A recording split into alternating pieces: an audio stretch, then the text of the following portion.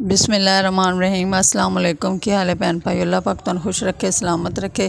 जेडे परदेस भैन भाई ने अल्लाह पाक उन्होंने अपनी हिफ्ज़ अमान च रखे तो हसदा वसदा रखे। मैं बनाने लगी हाँ अज वनीला आइसक्रीम, जिहदे लई मैं 1 लीटर दुध लिया है तो थोड़ा जिन्ना दुध उहदे चों कढ़ लिया तो 6 चम्मच जिहड़े ना रफान दी वनीला आइसक्रीम वाला पाउडर है वो शामिल किया। हुण मैं 6 चम्मच पा के इन्हूं अच्छी तरह ये मिक्स करांगी। दुध नूं उबाला आ जाएगा, जदों उबल जाएगा तो उहदे विच ना हुण शामिल करांगे थोड़ा थोड़ा करके, ताकि ये लम्स ना बनन, अच्छी तरह मिक्स हो जाए। तो इन्हूं फिर पकावांगे जिस तरह कस्टर्ड बनाई दा ना उस तरह इन्हूं कस्टर्ड की तरह असीं गाढ़ा करांगे। गाढ़ा करन तो बाद फिर अगला प्रोसीजर करांगे।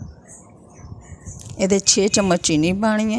ये मेरी ना जी चीनी वाली वीडियो है ना वो स्किप हो गई मेरे को, लेकिन ये मैं चीनी शामिल की सी 6 चम्मच।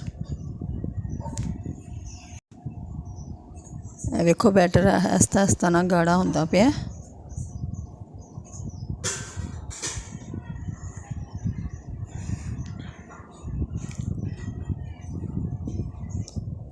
थोड़ा होर गाढ़ा करांगे इनू।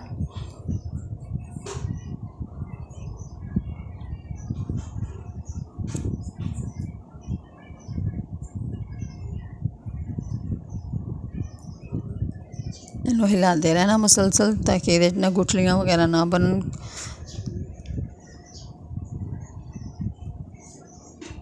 हुण ना मिक्सचर सारा ना गाढ़ा हो गया।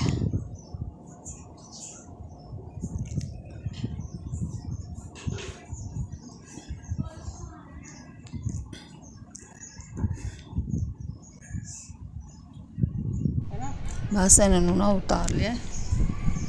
तो हुण ना विपिंग क्रीम लईए 1 लीटर दुध ना तकरीबन 400 mg पेगी।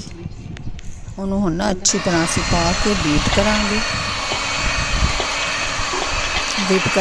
ताकि जिन्हें एक हिस्सा तुसीं देख रहे हो ना ये 4 गुना हो ज़्यादा हो जाएगी। विपिंग क्रीम जी है भी मिठी है, इसमें मैंने चीनी थोड़ी घट ही पाई क्योंकि क्रीम मिठी है।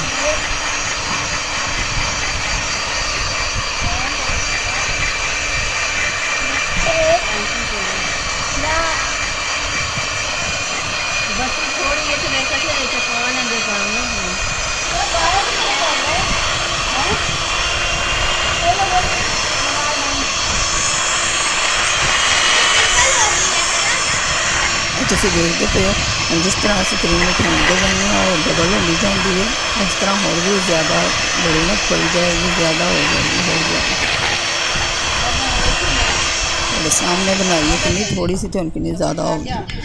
हुण ये ना जो बैटर बनाया होया असीं ना कस्टर्ड वाला वो जो ना असीं ऐड करांगे आइसक्रीम वाला बनाया,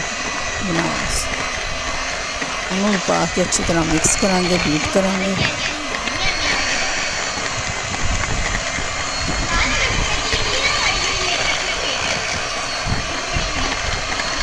देखो माशाल्लाह कटोरा भर गया क्रीम के नाल बीट किया।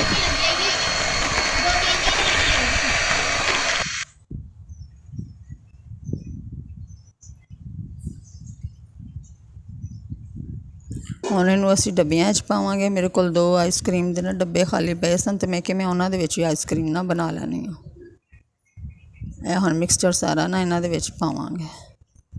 इन्हां नूं पा के विच ते जिहड़ा ना इन्हां नूं फिर जोड़े 2 घंटिया बाद हिला लाँगे इनू आइसक्रीम नूं। फिर जो इनू ओवरनाइट रख देंगे तो सुबह तक ने बहुत अच्छी आइसक्रीम तैयार हो जाएगी।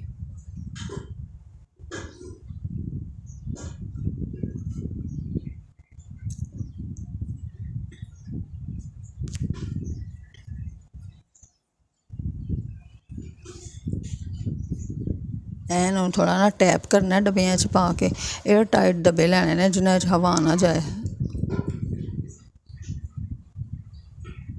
उपर बदाम वगैरह पाने जो तुहाड़ी मर्जी होए तुसीं ओह पा सकते हो। मैं बदाम पा रही हूँ।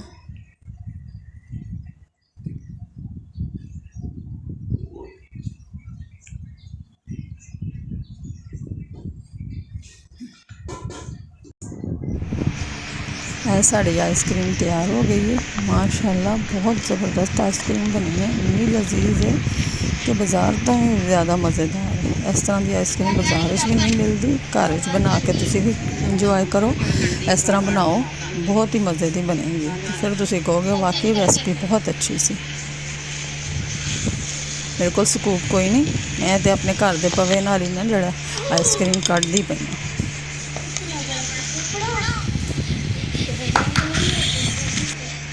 अगर वीडियो पसंद आए तो वीडियो को लाइक करना, चैनल को सब्सक्राइब करना, अच्छे अच्छे कमेंट करना। अल्लाह हाफिज़। फिर मिलांगे अगली वीडियो।